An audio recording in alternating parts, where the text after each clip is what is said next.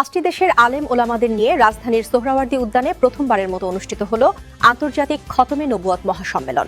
এই সম্মেলন থেকে কাদিয়ানী সম্প্রদায়কে রাষ্ট্রীয়ভাবে অমুসলিম ঘোষণা করার দাবি করে সম্মিলিত খতমে নবুয়ত পরিষদ বছরব্যাপী কর্মসূচিও ঘোষণা করেছে।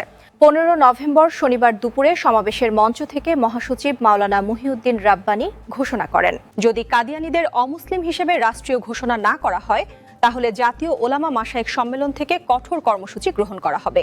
সম্মিলিত খতমে নবুয়ত পরিষদ তাদের দাবিসহ 6 দফা একটি ঘোষণাপত্র পেশ করেছে।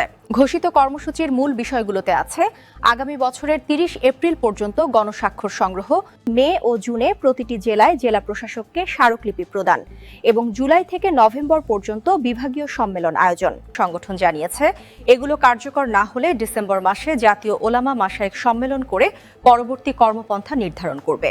সম্মেলনে যোগ দিয়ে বিএনপির স্থায়ী কমিটির সদস্য সালাউদ্দিন আহমেদ জানান, সকল দল একসাথে থাকলে সংবিধানের থেকে সরিয়ে ফেলা ইসলামিক বিধানগুলো ফিরিয়ে আনবে বিএনপি।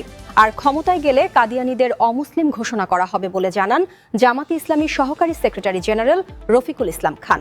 বক্তাদের মধ্যে ছিলেন পাকিস্তান, ভারত, মিশর সহ বিভিন্ন দেশের গণ্যমান্য আলেমরা।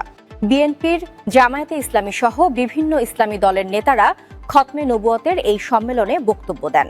কাদিয়ানীদের অমুসলিম ঘোষণা করার দাবিতে গণস্বাক্ষর ও দেশের সকল জেলায় ডিসি বরাবর স্মারকলিপি দেয়া সহ ডিসেম্বর মাসে একটি জাতীয় সম্মেলন আহ্বান করা হবে বলেও জানানো হয়।